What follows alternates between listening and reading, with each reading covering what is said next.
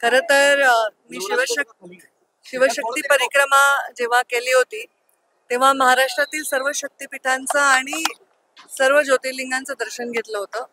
आता मार्गशीर्ष महिन्याचा गुरुवार आहे आणि आपल्याकडे खूप मान्यता आहे. मलाही आत्ता ह्या गोष्टी कळायला लागल्या. तर तेव्हा मी म्हणलं होतं की मी शिवशक्ती परिक्रमेत आले, पण दरवर्षी महालक्ष्मीच्या चरणी मी नतमस्तक होण्यासाठी येईल. योगायोगाने दरवेळी आले तेव्हा वेगळ्या भूमिका मिळत गेल्या. आजही मी इथे राज्याचे कॅबिनेट मंत्री म्हणून आले आहे.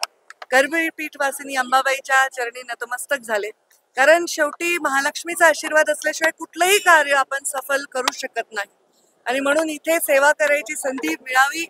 आणि आता माझ्याकडे खातं जे आलंय ते साक्षात सृष्टीला म्हणजे वाचवण्यासाठी जगभरातून जे योगदान होणार आहे त्याच्यामध्ये मला योगदान देता येणार आहे.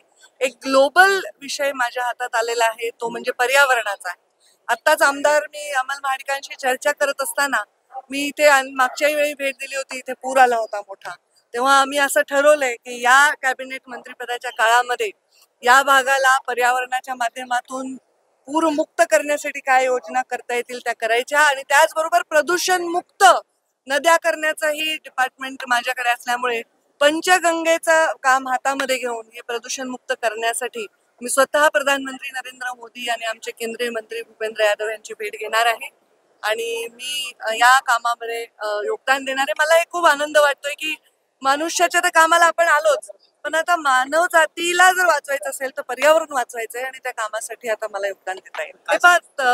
त्याच्यामध्ये आता मला तर डिपार्टमेंट किंवा ते आढावा मी घेतला नाही, पण जेवढं मला त्याच्यातलं ज्ञान आहे तेव्हा ती मुलं गावाकडेच राहतात, आई वडिलांवर जात नाही, अगदी तहानी जातात.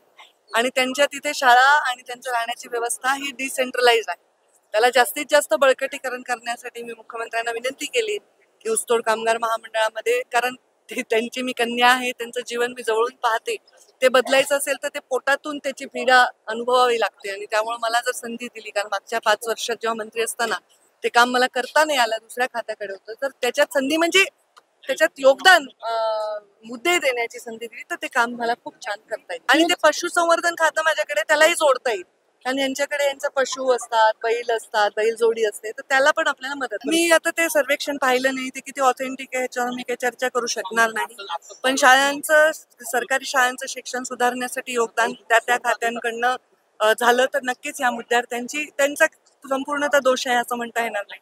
शिक्षण पद्धतीमध्ये अजून बदल करताय. मुंबईच्या आताच मी आढावा घेतला, मुंबई आणि पुणे मेट्रो सिटीज आहेत, त्याच्यामध्ये प्रदूषण वाढलंय. त्याचे अनेक कारण आहेत. त्याच्यामध्ये एक सगळ्यात महत्वाचं कारण म्हणजे भरपूर आता कामं चालू आहेत, त्यामुळे हे एक टेम्पररी फेज पण आहे की मोठे मोठे कोस्टल हायवे ब्रिजेस चालू आहेत, त्याच्यामुळे त्याचे एक सिमेंट आणि धूळ, एक त्याचं प्रदूषण आहे.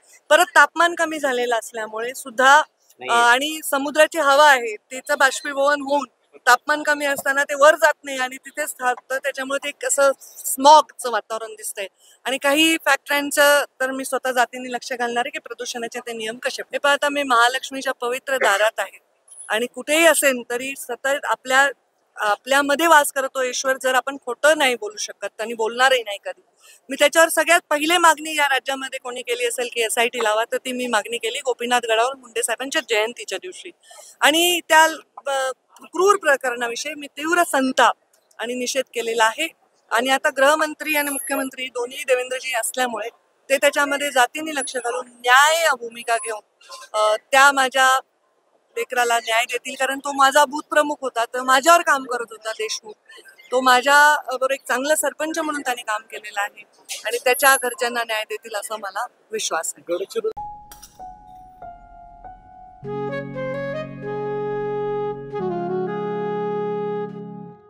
बाबा, आज येताना बासुंदी घेऊन या ना. अगं, कालच आपण आईचा वाढदिवस होता म्हणून आणली होती ना.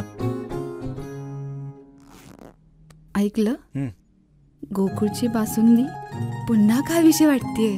खरं सांगू, मलाही खावीशी वाटतेय.